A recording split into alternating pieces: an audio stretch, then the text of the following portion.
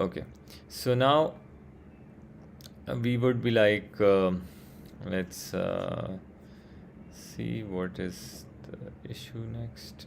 Okay, fine. Right, right. So then you go forward. A beam of light of single wavelength is incident normally on a diffraction grating. The angle of diffraction theta is measured for each order of diffraction n. The distance between adjacent slits in the diffraction grating is d. A graph is plotted to determine the wavelength of the light. Which graph should be plotted and how the wavelength is determined? So we want to find, like, diffraction has theta measured for each diffraction n. So we have n, we have theta, two variables, and distance between adjacent slit is d, which is the same, right? So we know that d sine theta is equal to n lambda. So um, on, like, we can actually change the angle. So angle would be the y-axis, and um, angle should be the y-axis, and n would change because of that. So which means, or is it true? No, wait a second.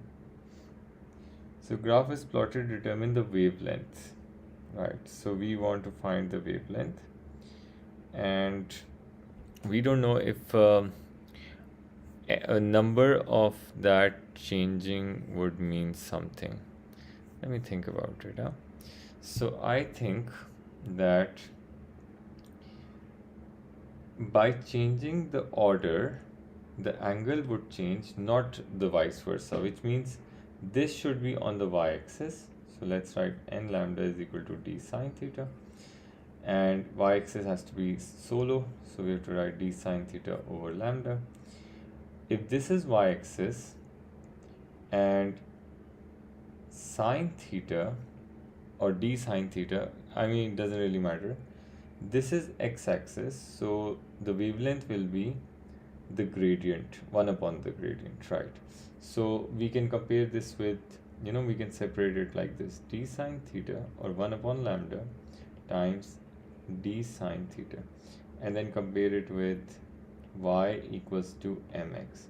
So n on y-axis, x on d sine theta, so m will be 1 upon gradient. So n d 1 upon gradient, that is correct. Do you guys understand this? Please let me know.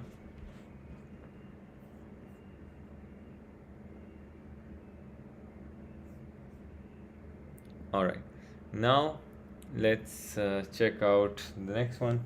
The particle has a charge of this and a word. Oh, we're not doing uniform free, we are not doing this, but we can do this. A length of wire is 12 centimeter, contains this free electrons. When the potential difference is applied across the wire, the free electrons move with an average speed of the drift speed. So I equals to NAVE. So we want to find the current.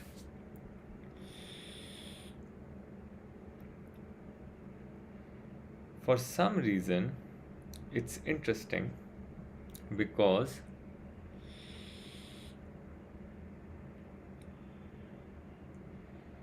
we do not have, right, we don't have the area, we don't have the n. N is generally number of electrons per unit volume. So what we can write is n, number of electrons per unit volume, instead of n. Area can be written as volume over length, because volume is basically area times length. And this is V, this is A. So volume and volume will cancel out. Number of electrons are 5.1 times 10 raised to 22. The length is 12 times 10 raised to minus 2, because we got to change it to meters. The speed is given as 4.0 times 10 raised to minus 6, and E is 1.6 times 10 raised to minus 19. Okay, so let's do this now.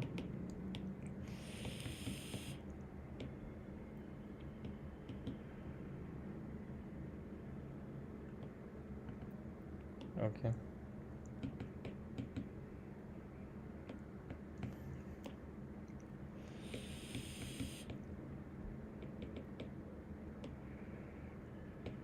4.0 times 10. What is this?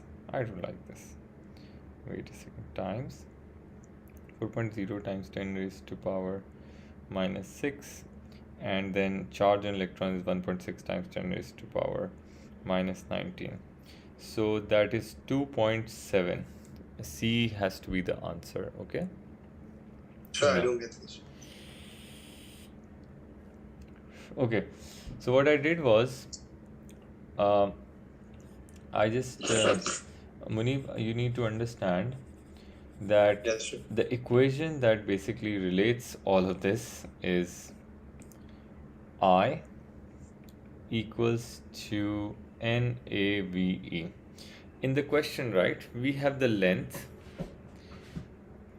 we have the number of electrons, free electrons, which is not in this equation at all, and we have the speed. We don't have the area, we don't have N. N is basically, N is electron density, which means number of electrons over volume. Do you understand? Yes.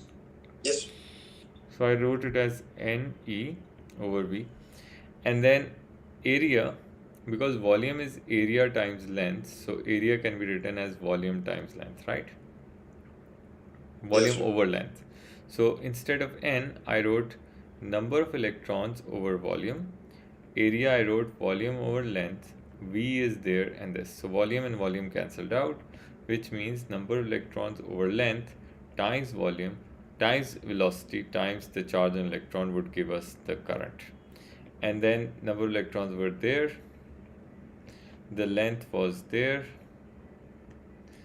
the speed was there, and you should know that the charge in an electron is 1.6 times 10 raised to minus 19. That's how I got the answer. Okay. Right, okay, sir.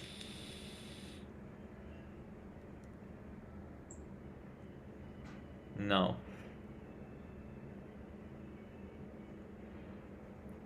now the battery is marked 9.0. What does this mean? Each coulomb of charge from the battery supplies 9.0 joules. Each coulomb of charge from the battery supplies, Okay, well, interesting.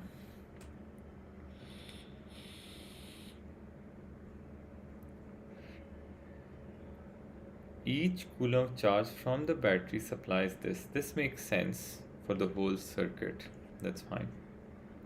The battery supplies 9 joules of electrical and external. That's not correct. The potential difference across any component, that's not correct. Because components can share potential. There's always a potential difference across the battery terminals. That's not correct because some of it is lost in internal energy, right? That's internal resistance. That's why. Now, what is the current? So basically, wherever the current is, you go from here, here. So we know that sum of EMFs is equal to sum of potential differences. So in this, if you take this as positive, so 12 minus 8, because the battery is opposite, equals to current times 0.5 plus current times 1.0. So this will be 4. This will be 1.5 times I. So 4 divided by 1.5 is 2.67. Is there an answer like that? Yes, it is. There is an answer. Okay, then 36. Sir, could you explain that again, please? Yes.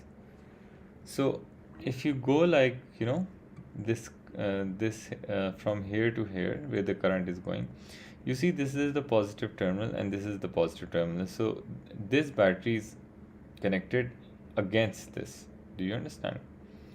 So if it is connected against it, so you have to put a minus sign and subtract the EMFs, right? Then when the current Yes. goes through this, it is current, the potential difference is current times the resistance. Here the current times the resistance. So you add them and then you can find the current. Do you understand? Okay, sir, go ahead. Thank you. Then Then you go forward, you see that the circuit shown includes a cell of constant internal resistance and an internal resistor R.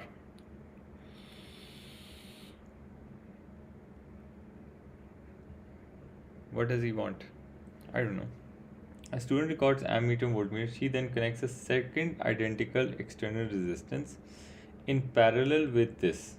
Okay, so if you connect the resistance in parallel, what really happens is that the overall resistance reduces.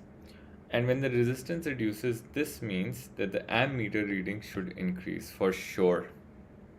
Okay, so either it's C or D. And then what will happen to the voltmeter?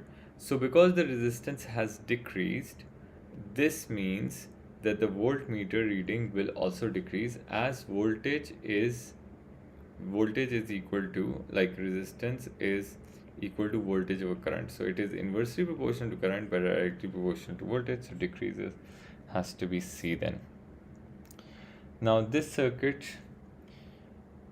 which equation is correct?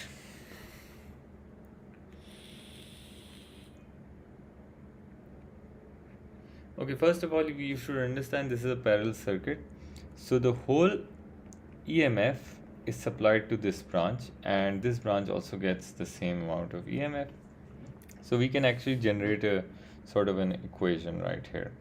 So EMF is equal to I R1 plus I1 R2. The second equation, so this is the first equation. The second equation can be generated as I2 R3 plus I2 R4. Now because EMF is same, so we can you can substitute both the equations. So I1 R1 plus I1 R2 is equal to I2 R3 plus I2 R4. Okay, and then what I see is that you have to bring them together on one side, and I is taken as common, so I can take I common, I1 R1 plus R2, and this will be I2 R3 plus R4. So if I bring it there or that here, so it's I1 term is being subtracted from this, so I'm gonna write it like this, minus, then it would be equal to 0, which should be the correct answer then. Let me see. It is I1 R1 R3 R1 I2 sorry 2. Okay, R1 I2 minus this 0 has to be B then, right? I guess. And then if you don't understand, please do let me know. Okay, this is, I think, pretty simple.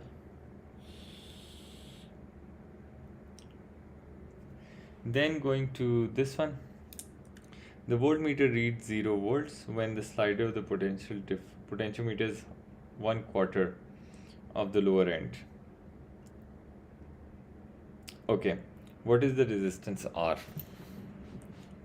All right, if 1/4 is, this is 1/4, right? 1/4 means that it is reading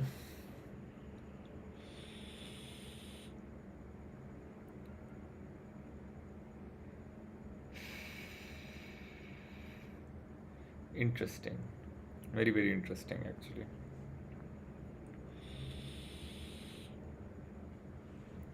So first of all, I'll do 1/4 of 120 just to know how much resistance basically is there in a quarter of the variable resistor. So that's 30 ohm. So this portion is 30 ohms, and this means the rest of it should be 90 ohms. Okay.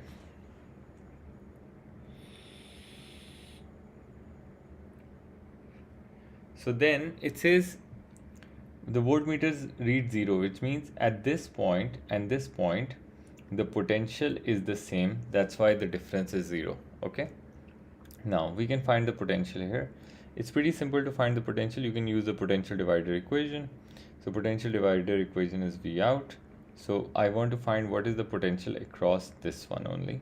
So I'll put 30 on top, and then I will put 90 plus 30 total resistance at bottom, and the total EMF is 12. So 30 divided by 120 times 12 is basically 3 volts. This means that if this whole section gets 3 volts and this whole section gets 3 volts, that is how I can see that basically this voltmeter will show us 0. Okay, so now what you do, this means this is going to get 9 volts, right? So we can find the current now, or you can find the potential divider equation, it's fine. So you can use again the potential divider equation. V out equals to R over 150 plus R times EMF, and V out we know is equal to 3. So 3 times 150 plus R equals to 12R. So 3 times 150 would be 450 plus 3R equals to 12R. 450 equals to 9R, and then what you do, 450 divided by 9 would give us 50 ohm as R. So that has to be the answer. If you do not understand, please let me know again. Sir, समझा देना दोबारा please. Okay, so what I did first, the clue to this question is that you see here it's connected at this point right here, and says when it is connected at this point and this point, the voltmeter shows 0. It means whatever the potential is here between this and this point, that potential is same. Do you understand this? If they're same, then when you take the difference between them, the voltmeter shows potential difference as 0. Do you understand what I'm saying? Yes, sir. Okay, so what you do then, basically you want to find what is the potential on this section. Now because this was regarded as a quarter, so quarter 120 is 30 ohms and this is 90 then, right? So I wanted to find V, and to find V I would use potential divider equation. That is, you put the resistance against that potential on top, and then the total resistance on bottom, and then multiply by the EMF, which is the total voltage across that branch. So I got it as 3 volts. It means if this is 3 volts, then this is also 3 volts. Do you understand? Yes, sir. Now I use the equation again. This time, because my V out here is 3 volts and the resistance against it is R, and the total resistance is 150 plus R, and the total voltage is 12. So when I solved it, ठीक है sir, got it. ठीक है, so it came out to be 50. ठीक है. Now, a beam of alpha particle incident on thin foil. One alpha particle collides head-on with cold nucleus and is deflected back along its original path. Which statement could explain why the recoil speed of gold nucleus is small compared to the recoil speed of alpha particle?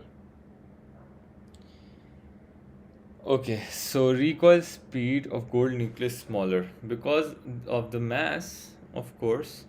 That has to be because the mass of gold nucleus is much greater. Momentum is given by mass times velocity. So basically momentum is conserved. If you have smaller velocity, it means you've got to have greater mass because momentum has to be same or conserved, right? The hadron is composed of 3 quarks. Hadron has no charge. Which possible quark composition is hadron? I think it has to be A, because down, down, up is a neutron, and neutron has no charge. Is it clear?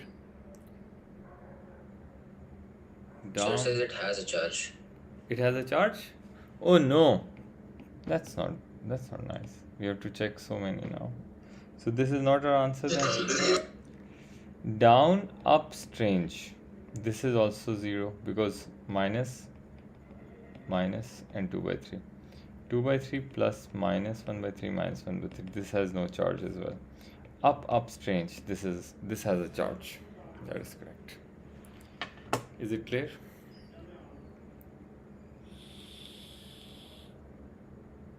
Recording stopped. Okay, you guys have any questions? Please let me know, okay? No, sir, no question. Okay. Yes? No questions?